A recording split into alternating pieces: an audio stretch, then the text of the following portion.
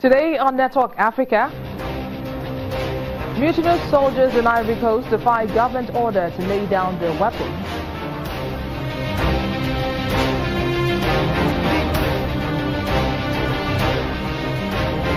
And militia fighters from CAR's Christian minority attacked the United Nations base, killing 6 peacekeepers.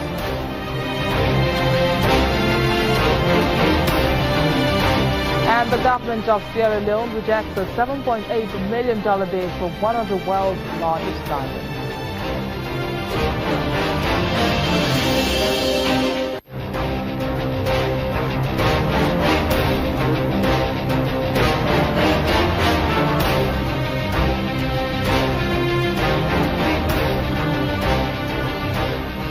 Hello there and welcome to Network Africa. I am Bisi Adebayo.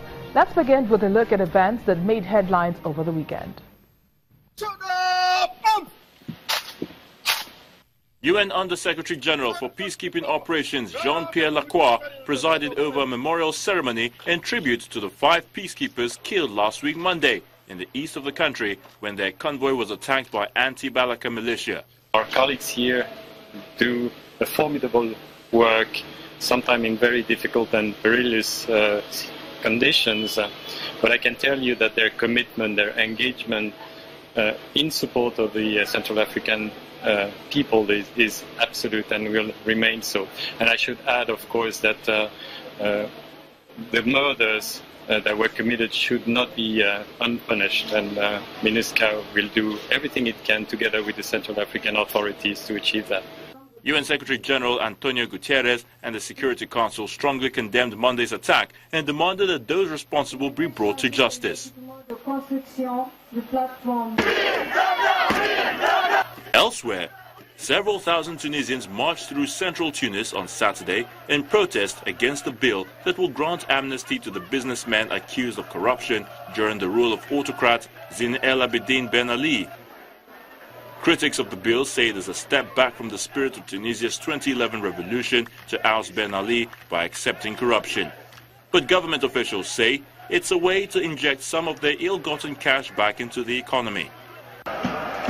Waving flags and banners saying, "I won't forgive," around 5,000 people accompanied by opposition party leaders and activists marched through the capital's Central Avenue, Habib Bourguiba. 6 years after its uprising against Ben Ali, Tunisia is praised as a model of democratic transition, but is still struggling with the corruption, economic malaise, and youth frustration that helped trigger the revolt. Finally, at least 5 people were wounded by gunfire on Sunday during protests in Ivory Coast's second biggest city, Bouaké, against an army mutiny, as popular opposition to the revolt gathered momentum. Heavy gunfire erupted in Bouaké city center early on Sunday as the soldiers sought to disperse crowds of residents who were attempting to organize a march against the mutiny. One of the wounded said the mutineers had shot at the protesting crowd. The mutiny began in Bouaké and spread quickly to other cities and towns, mirroring an uprising by the same group in January that paralyzed parts of Ivory Coast. Mutinous soldiers in Ivory Coast who helped the president take office in 2011 have opened fire in the country's 2 biggest cities, defying the government order to lay down their weapons. The mutineers blocked roads outside the barracks in an affluent neighborhood of Abidjan, the commercial capital. Pro-government forces are heading for the second city, Bouaké. The mutineers have been locked in a pay dispute with the government. Armed Forces Chief of Staff General Sekou Touré has vowed to end the mutiny. Meanwhile, the country's banking association has ordered all banks in the country to remain closed. Moving now to South Africa, where the Constitutional Court is expected to rule on whether members of parliament can secretly cast their vote on President Jacob Zuma's no-confidence vote. This comes amid growing discontent at Mr. Zuma's leadership style and claims of increased cronyism and corruption on his watch. Mr. Zuma has recently been interrupted at a number of public engagements, and senior members of his party have begun openly campaigning to succeed him as party leader. The opposition argues that members of parliament should be allowed to be guided by their conscience and not the dictates of political bosses. The latest call for a vote of no confidence was triggered by his controversial firing of his finance minister and his deputy 2 months ago. Well, joining us to talk more on this is Channels TV's South Africa Bureau Chief Betty Dibia, who joins us via telephone. Betty, thanks for joining us on the program. Thank you. Now, tell us, why would members of the parliament want to vote secretly on the no confidence vote? Well, you know that in the case of a no confidence motion, it's simply a majority, 50 plus 1%. And you have 400 members in parliament.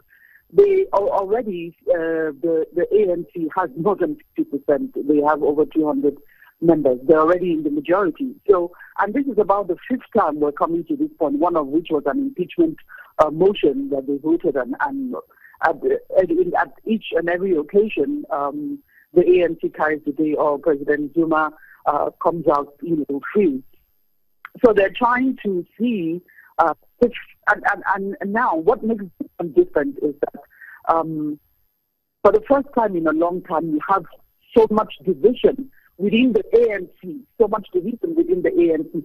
People have spoken openly against the president within the ranks of the ANC and the tripartite alliance, asking him to step down.